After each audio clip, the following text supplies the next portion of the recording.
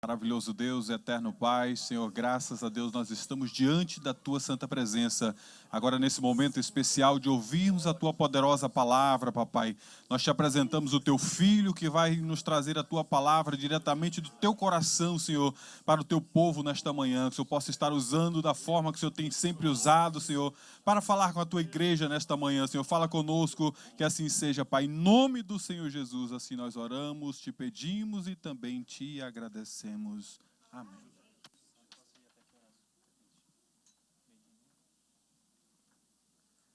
Podeis assentar. Eu saúdo a todos com a paz do Senhor. Estou muito feliz, irmãos, por retornar a essa igreja, que eu vim aqui há 7 anos atrás. E já um outro templo, uma igreja maior, novos irmãos.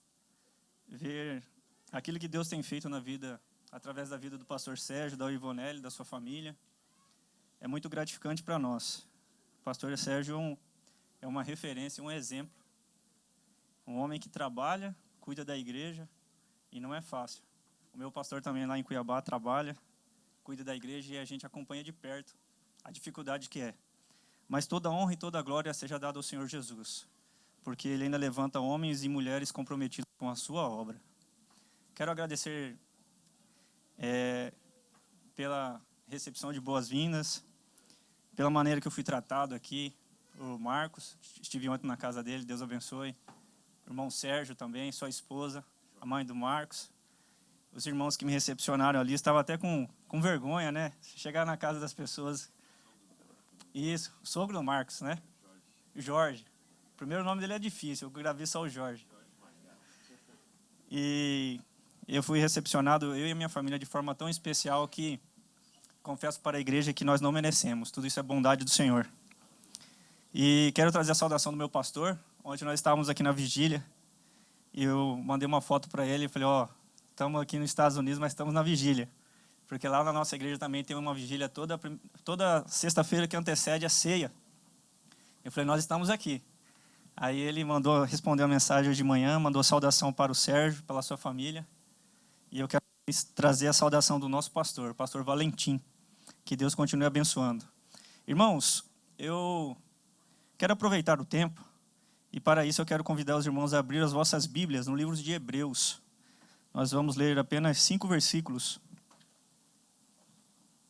Hebreus capítulo de número 2, versículo 17 e 18.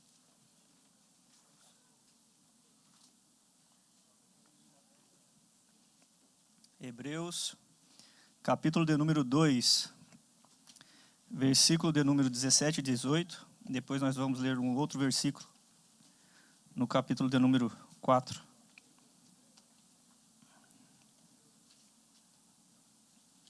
O texto diz assim: pelo que convinha que em tudo fosse semelhante aos irmãos, para ser misericordioso e fiel sumo sacerdote, naquilo que é de Deus, para expiar os pecados do povo.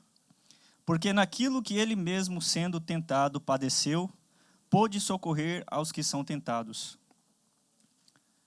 Capítulo 4, versículo 14, 15 e 16. Visto que temos um grande sumo sacerdote, Jesus, Filho de Deus, que penetrou nos céus, retenhamos firmemente a nossa confissão, porque não temos um sumo sacerdote que não possa compadecer-se das nossas fraquezas, porém, um que, como nós, em tudo foi tentado, mas sem pecado. Cheguemo-nos, pois, com confiança ao trono da graça, para que possamos alcançar misericórdia e achar graça, a fim de sermos ajudados em tempo oportuno. Para a meditação, irmãos, o versículo 17 que li, tem uma palavrinha lá que talvez uma versão diferente possa ter uma outra palavra, mas no versículo 17 diz assim: pelo que convinha que em tudo fosse semelhante aos irmãos, para ser misericordioso e fiel sumo sacerdote naquilo que é Deus, para expiar o pecado do povo. Eu quero que os irmãos guardem essa palavrinha, expiar o pecado do povo. Amém? Irmãos, se nós olharmos há dias atrás, nós assistimos à abertura dos Jogos Olímpicos em Paris, e os irmãos que acompanharam as notícias sabem o quanto que a abertura desses jogos escandalizou o cristianismo, escandalizou a palavra de Deus e o evangelho. Porque sabemos que a ceia do Senhor, ela foi profanada diante daqueles símbolos pagãos, diante do materialismo e de tudo aquilo que é mais horrível, que é assim que se possa dizer, contrário à santidade de Deus.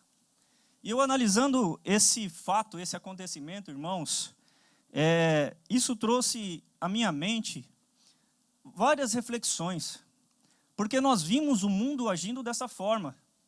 Não que a igreja do Senhor, a igreja de Jesus Cristo, pense ou age da mesma forma, mas eu parei para analisar e refletir, e eu cheguei à conclusão que algumas coisas na nossa vida, no cristianismo, na igreja, elas estão perdendo os seus símbolos, os seus significados. Isso não só no que tange a religião, mas na própria cultura. Hoje, você pode acordar pela manhã, raramente você vê o seu filho que está crescendo, chegar até você e tomar uma benção. Porque isso já parece coisa do passado, né? Se nós analisarmos os sacramentos da igreja, né, que é a ceia do Senhor, o casamento, o batismo, essas coisas estão perdendo os seus valores, as suas representações, as suas significâncias. Hoje, você, não sei aqui, né, porque eu sou do Brasil, mas o que a gente assiste traz-nos preocupações. Se você vai, às vezes, numa profissão de fé, você, às vezes, encontra pessoas, candidatos ao batismo, que ainda não foram libertos, não foram pessoas transformadas e querem se batizar. Nós vemos pessoas que se casam, né, que fazem um juramento diante do altar do Senhor e passa-se alguns tempos, meses, às vezes nem chega a anos, e aquele casamento se acaba. Então são coisas instituídas por Deus, coisas sagradas que estão perdendo o seu significado, a sua importância. O homem vive em busca de tantas coisas e nós estamos deixando de dar importância para aquilo que realmente importa. Às vezes damos presentes para os nossos filhos, mas eles querem de nós uma atenção. Às vezes a gente faz de tudo para agradar uma pessoa, para, agradar ela, deixar ela feliz, mas o que ela quer, o que ela simplesmente espera de nós, às vezes um abraço. Então, quando eu olho todo esse contexto social, esse contexto religioso, eu vejo que nós estamos deixando para trás o verdadeiro significado das coisas, os verdadeiros valores, os princípios. Hoje, se você falar em princípios, muitas das vezes você é taxado como quadrado, você é taxado como antigo. Mas a sociedade está indo de mal a pior. E quando eu olho para a ceia do Senhor, eu olho para a abertura desses Jogos Olímpicos, irmãos. Eu reflito também sobre esse sacramento, que é a ceia do Senhor. Se os irmãos analisarem os crentes mais antigos, não desmerecendo os novos, né, que hoje em dia o antigo acha que é melhor que o novo, não é isso que eu estou querendo dizer, irmãos. Mas antigamente, quando você vinha para um culto de ceia, era muito comum você ver as pessoas chorar. As pessoas traziam lenço, porque elas sentiam, elas vivenciavam a morte de Jesus Cristo. Elas sabiam da importância do sacrifício na cruz do Calvário. E repito, não estou dizendo dessa igreja, irmãos, estou falando lá da minha igreja, da minha região, da minha cidade, do meu povo. Não venho aqui para condenar ninguém. Venho aqui simplesmente para pregar a palavra de Deus. Mas nós estamos vendo, irmãos, nós estamos perdendo os nossos valores. E é por isso que nessa manhã, eu quero falar sobre os efeitos do sacrifício, da morte de Cristo. Eu quero falar sobre os efeitos da morte de Cristo. Se vocês abrirem a Bíblia de vocês no livro de Hebreus, para a gente dar uma corrida, irmãos, nós vamos ver que os judeus que haviam se convertido ao cristianismo, eles estavam preocupados, como que se achando o judaísmo melhor do que o cristianismo. Então eles queriam voltar para aquelas práticas, os rituais do Antigo Testamento. Eles queriam voltar para o sacrifício, para o holocausto, para as ordenanças da lei, fora o Talmud, que era um livro de regras. Eles achavam tudo aquilo bonito. E eles falavam, não, mas espera aí, o judaísmo acho que é melhor do que o cristianismo. E quando você começa a ler o livro de Hebreus, você começa a perceber que os cristãos estavam desanimados. Os judeus que haviam se convertido ao cristianismo estavam desanimados. É por isso que quando você lê lá Hebreus capítulo 11, versículo 12, você vai ver o quê? A galeria dos heróis da fé. Né? Ele começa a falar, pela fé é Sara, pela fé é Abraão, pela fé é Enoque, pela fé é Abel. Ele começa a falar o quê? Dos testemunhos do Antigo Testamento. Para nos mostrar uma coisa. Que Jesus era maior do que os profetas. Para mostrar que Jesus era maior do que o sumo sacerdote Arão. Para mostrar que Jesus era maior do que Moisés. E aí quando nós olhamos para este texto, irmãos, o escritor aos Hebreus, ele diz, porque não temos um sumo sacerdote que não possa compadecer-se das nossas fraquezas, porém um que, como nós, em tudo foi tentado, mas sem pecado. Agora ele começa a falar que Jesus, ele é o sumo sacerdote, melhor do que Arão. Sabe por quê, irmãos? Porque uma das consequências do pecado era a morte. O salário do pecado é a morte, mas o dom gratuito de Deus é a vida eterna. A recompensa do pecado era a morte. E toda alma que pecar essa, teria que morrer. E aí Deus, quando você olha, isso é um plano que se estabeleceu na eternidade. Porque o Cordeiro, ele foi morto antes da fundação do mundo. Então, na eternidade, no céu, quando Adão e Eva pecaram, Deus já sabia. E ele já tinha o quê? Proposto uma saída, uma solução, que era a morte de um cordeiro. E quando você olhava para o Antigo Testamento, como é que se dava o perdão dos pecados? Era através do sacrifício. Fala comigo, sacrifício. Sacrifício, irmãos. Era se ofertado um sacrifício expiatório. Lembra-se da palavrinha expiatório? Então, irmãos, Deus estabeleceu um sacrifício expiatório para que o povo de Deus alcançasse dele o perdão. Então, toda vez que alguém pecava no arraial de Israel, o povo hebreu, ele tinha que oferecer um sacrifício. Às vezes uma pomba, às vezes um cordeiro, né? Às vezes o sacrifício de vegetais, né? Que eram as primícias da terra. Então, Deus havia estabelecido sacrifícios para que o povo alcançasse o seu perdão. Havia sacrifício de gratidão, sacrifício de perdão, de arrependimento, havia vários tipos de sacrifício. Só que o grande problema aqui, a consequência do pecado, o salário do pecado era a morte. Mas quem que morria? Era o animal. Quem deveria morrer? Era eu e você. O pecador. Quem tinha que morrer era quem tinha pecado. Mas quem morria era o animal. O juízo de Deus estava sendo completamente feito? Não. Porque Deus é amor e Deus é justiça. Na hora de salvar, Deus ama, mas Ele permanece sendo justo. Então a ira, a justiça de Deus tinha que ser satisfeita, irmãos. Ela tinha que ser satisfeita. Alguém tinha que morrer. E quando você olha para João Batista, quando ele vê Jesus Cristo, ele fala o que para Jesus, igreja? Eis aí o Cordeiro de Deus que tira o pecado do mundo. Sabe o que ele está falando aqui? Que Jesus, o Cordeiro de Deus, ele tira a minha culpa e a sua culpa. O sacrifício de animais não era o suficiente. Sabe por quê? Quem tinha que morrer era eu e você, se nós vivêssemos no Antigo Testamento. Outra coisa, os próprios sumos sacerdotes que ofereciam sacrifício eram imperfeitos. Então eu tinha um sacrifício perfeito e um sumo sacerdote imperfeito. Os dois eram imperfeitos. A justiça de Deus não tinha como ser satisfeita. E quando João Batista ele diz assim, eis aí o Cordeiro de Deus que tira o pecado do mundo, ele está dizendo para nós, eis aí o Cordeiro de Deus que tira a minha culpa. Eis aí o Cordeiro de Deus que tira a sua culpa. Eis aí o Cordeiro de Deus que tira a sua culpa. Para nós entendermos melhor, irmãos, Hoje, se um criminoso, ele comete um crime, ele pode se arrepender, mas a culpa, o crime, ele tem que pagar. E quando você olha para a justiça de Deus, não é diferente. Nós pecamos, nós tínhamos que pagar. A justiça de Deus tinha que ser feita.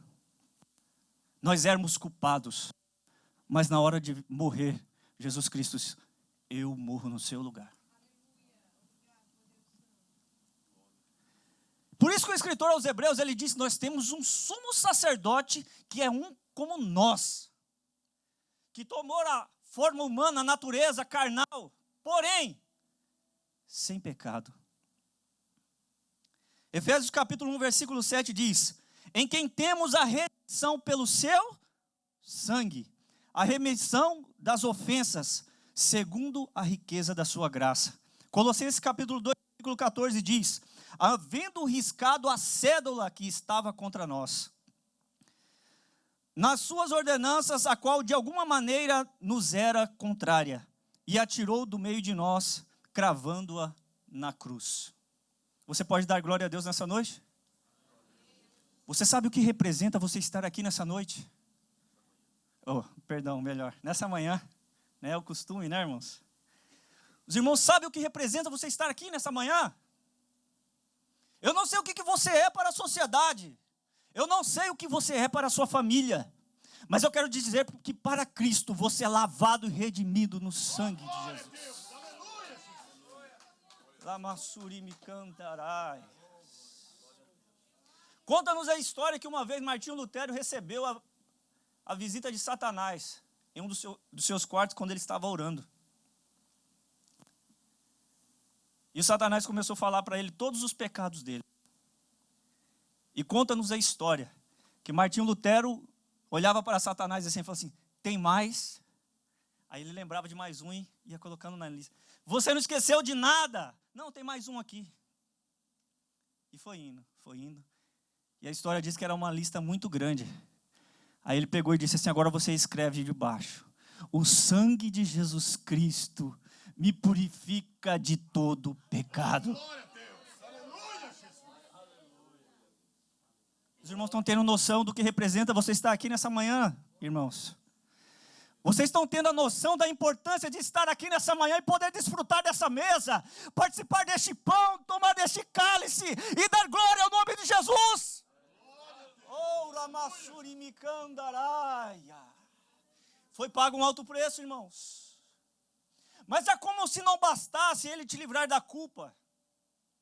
Se nada houvesse de transformação na minha e na sua vida, você voltava a fazer a mesma coisa. Eu voltava a fazer as mesmas coisas. Então, por isso, um dos efeitos da morte de Cristo é o livramento do poder do pecado. Hoje, você é um pecador, mas você não é mais dominado pelo pecado. O pecado não deve ter domínio sobre a sua vida.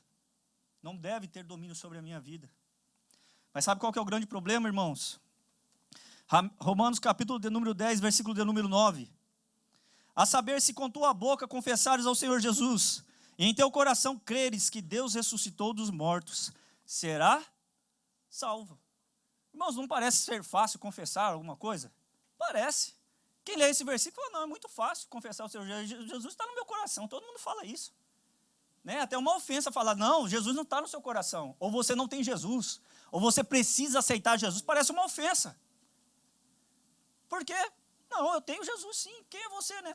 Tem muita gente que fala assim, quem é você para falar que eu não tenho Jesus? Mas Paulo, ele deixa muito claro, irmãos, quando ele diz, a saber, com a tua boca confessares ao Senhor Jesus, e com o coração creres que Deus ressuscitou dos mortos, será salvo. A saber, se com a tua boca confessares, mas com o coração crer que o Senhor Jesus. Aí que mora o grande problema, irmãos. Sabe por quê? Tem gente que quer o Salvador, mas não quer o Senhor. E quando Jesus ele morreu para salvar, ele morreu para ser o Senhor e Salvador.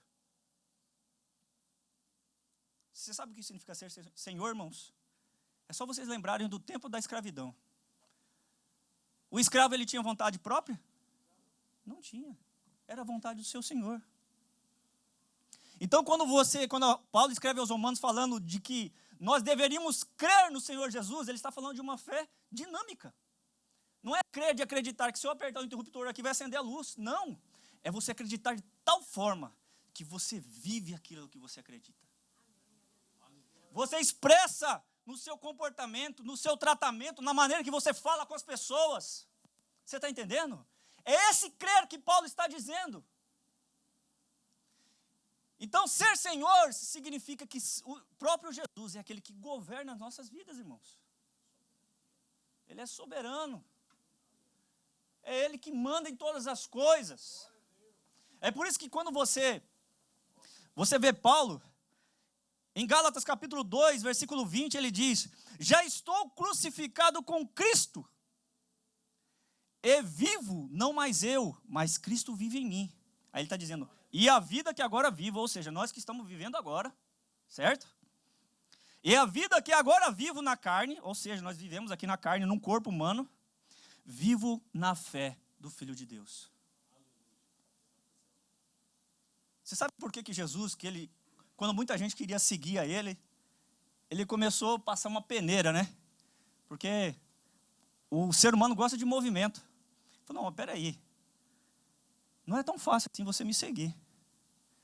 É necessário você negar a si mesmo, tomar a sua cruz e me seguir.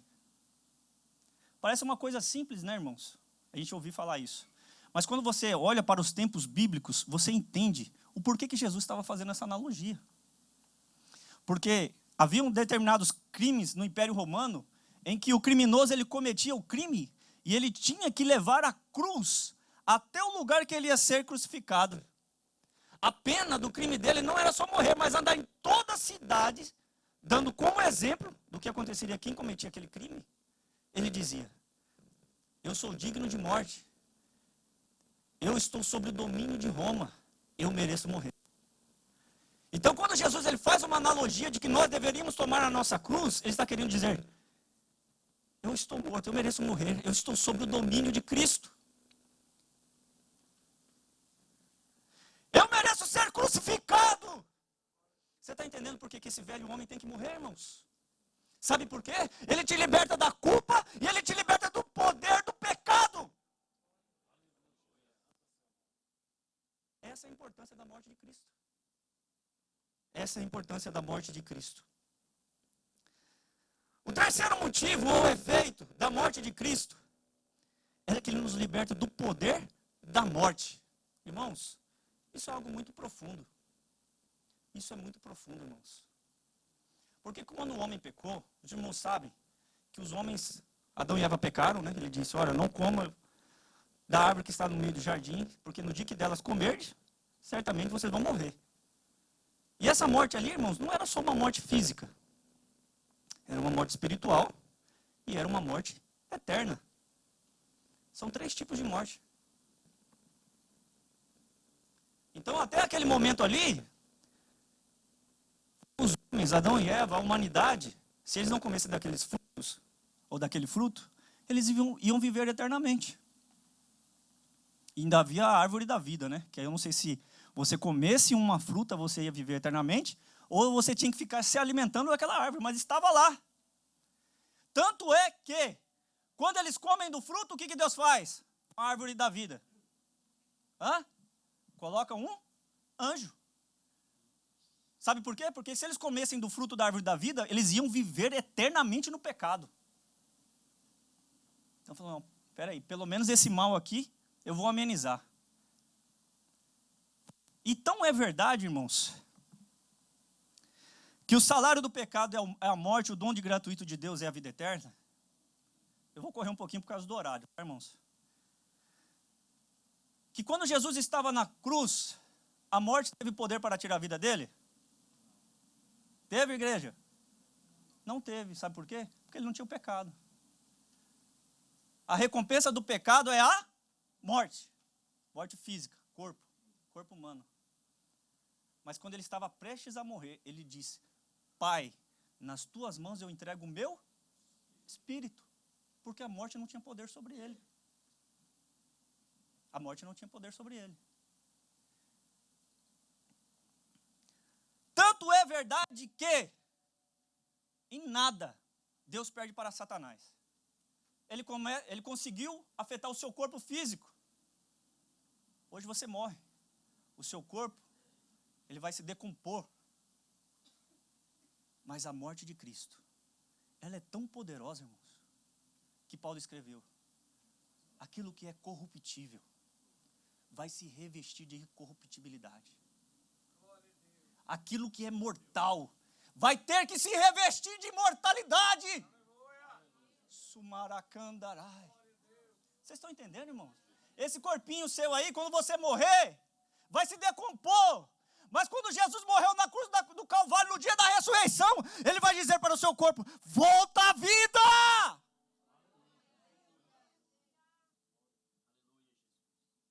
Sumaragasurimicanda. Esse é o resultado da morte de Cristo, irmãos. Você vai vencer a morte. Por isso que o escritor Paulo escreve aos Coríntios: onde está, ó morte, os seus aguilhões? Onde está, ó morte, a sua vitória? Onde está, irmãos? A segunda morte é a morte espiritual. O escritor aos Efésios diz em Efésios capítulo 2, versículo 1: e vos vivificou, estando vós mortos em ofensas e pecados. Você estava morto em ofensa e pecado. Eu estava morto em ofensa e pecado. Era a morte espiritual, irmãos. Você estava nesse corpinho, você vivia a sua vida. Mas não tinha nada. Nada, absolutamente nada, irmãos. Coloque isso na sua cabeça: nada. Não é ser caridoso, não é ser generoso, não é ser honesto, não é ser de caráter. Não tinha nada que te favorecia diante de Deus. Absolutamente nada, irmãos. Nós estávamos mortos em ofensas. Era uma depravação total. Quer ver um exemplo, irmãos? Você pega um porquinho e tenta um dia colocar ele dentro de uma sala, com ar-condicionado, com uma comida cozida, bem feitinha. E você faz isso por longos e longos dias. Mas um dia você abre a porta e coloca um chiqueiro para o lado de fora. Você acha que ele vai querer comer a comidinha do seu porquinho? Hã? Sabe por quê, irmãos? Porque é da natureza do porco. É da natureza do pecador. Nós estávamos mortos em ofensas. E Isaías, ele escreve, 59, versículo 1 e 2. Eis que a mão do Senhor não está encolhida para que não possa salvar, nem o seu ouvido agravado para não poder ouvir. Mas vossas iniquidades fazem divisão entre vós e o vosso Deus. E os vossos pecados encobrem o seu rosto para que ele não vos ouça. Sabe por quê? Por causa do pecado, irmãos. Perdemos a comunhão com Deus.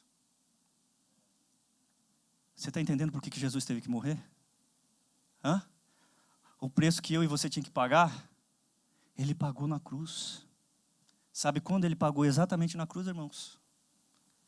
Quando ele grita em aramaico lá na cruz: Eli, Eli, lama sabachthani. Deus meu, por que me desamparaste? Você acha que Jesus estava com medo de morrer, irmãos? Você não acha que teve um monte de gente que já morreu também, por amor a Deus? John Hus, John Wycliffe, os reformadores, os homorávios. Se você ler a Reforma Protestante, o cristianismo, tantas pessoas enfrentaram a morte, a fogueira, com coragem, cantando, louvando ao Senhor. Você acha que o maior peso da cruz era a morte? Vocês acham, irmãos?